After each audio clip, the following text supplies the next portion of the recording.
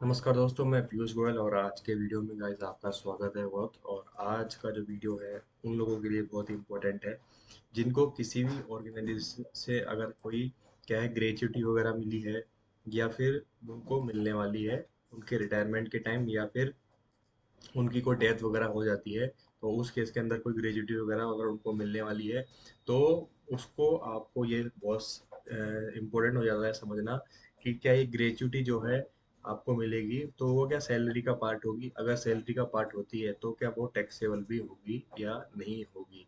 तो गाइस बिल्कुल ये आपको सबको पता है, ग्रेच्युटी जब मिलती है तो वो सैलरी का पार्ट होती है। यानी इनकम टैक्स में जब आप आईटीआर भरते हैं तो वो सैलरी हेड के अंदर इंक्लूड होती है। बट आपको ग्रेच्युटी जो है हम डिस्कस करेंगे कि किस तरीके से इनकम टैक्स एक्ट में जो है ये टैक्सेबल होती है।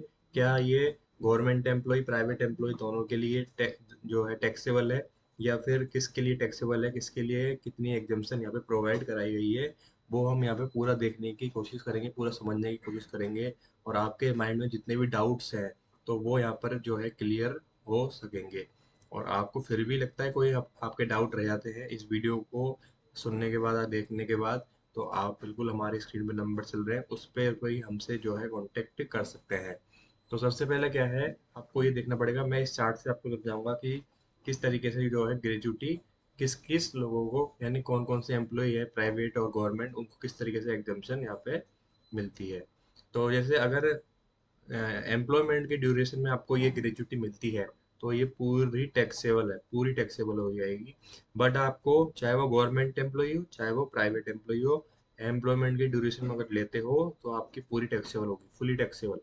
बट अगर आपकी रिटायरमेंट पे ये ग्रेजुटी मिलती है या डेथ के केस में मिलती है तो उस केस के अंदर हम इसको दो केस में डिवाइड करेंगे। अगर रिटायरमेंट ग्रेजुटी रिसीव किए member of defence service under the pension code regulation, तो ये फुली एग्जम्प्ट है अंडर सेक्शन 10 सबसेक्शन 10 के अंदर, ठीक है। अगर ये सेंट्रल गवर्नमेंट के या लोकल अथॉरिटी के या मेंबर ऑफ सिविल सर्विसेज के जो एम्प्लॉयज हैं उनको मिलती है यहाँ पे, तो ये फुली एग्जम्प्ट है अंडर सेक्शन 10 के अंदर। बट अदर एम्प्लॉयज के केस में क्या होगा, अगर ये ग्रेजुटी कवर्ड है under the payment of gratuity act 1972, और अगर ये कवर्ड नहीं है तो उन दोनों केसेस में क्या होगा।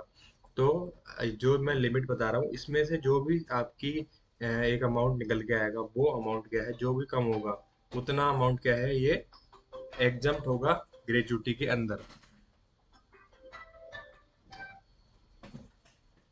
ग्रेजुटी के अंदर क्या है एग्जम्प्ट होगा।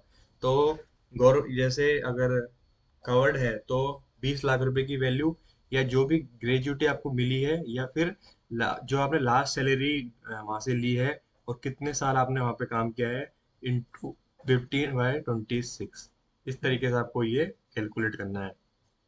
इसके अलावा जो है पेमेंट ऑफ ग्रेजुटी एक्ट 1972 के अंदर कवर्ड नहीं है, तो 10 लाख रुपए या जितनी भी ग्रेजुटी आपको मिली है वो, और इसके अलावा एवरेज ऑफ लास्ट 10 मंथ्स की सैलरी डिवाइडेड बाय 1/2 और number of years of employment, इस तरीके से आपको निकालनी है। चलो आपको इस तरीके से समझ में नहीं आ रहा होगा तो मैं आपको एक प्रैक्टिकल एग्जांपल के साथ समझाने की कोशिश करता हूँ। अगर आपकी जो है ग्रेजुटी एक्ट 1972 में कवर्ड है तो किस तरीके से मिलेगी आपको एग्जाम्पशन। तो बेसिक सैलरी मान लीजिए आपकी 40,000 रुपये है पर मंथ। डीएनएस अलाउंस 15,000 रुपये महीने मिलते हैं आपको। कमीशन मिलता है 1% ऑफ टर्नओवर। बोनस आपका आता है 30,000 रुपये पर एनम। तो किस तरीके से ग्रेजुटी आपकी कैलकुलेट करेंगे।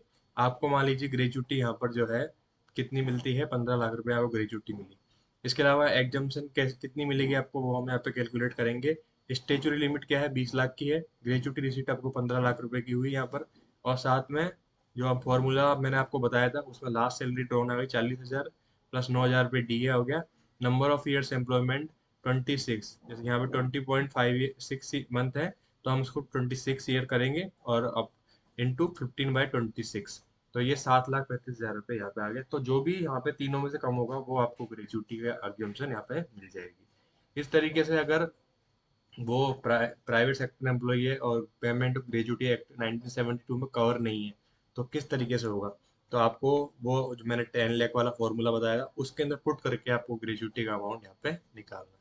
इस तरीके से आपको कैलकुलेट करना है गाइस ग्रेजुटी की कितनी एग्जाम्पशन मिलेगी। फिर भी आपको कोई भी डाउट रहता है ग्रेचुटी से रिलेटेड, या इनकम टैक्स में और भी कोई डाउट है आपका, जीएसटी में कोई डाउट है, या फिर इसके अलावा कंपनी से रिलेटेड या इंपोर्ट एक्सपोर्ट से रिलेटेड कोई डाउट है, तो आप हमारे स्क्रीन पे नंबर चल रहे हैं उस पर हमसे जो है कम्युनिकेट कर सकते हैं। Thank you guys.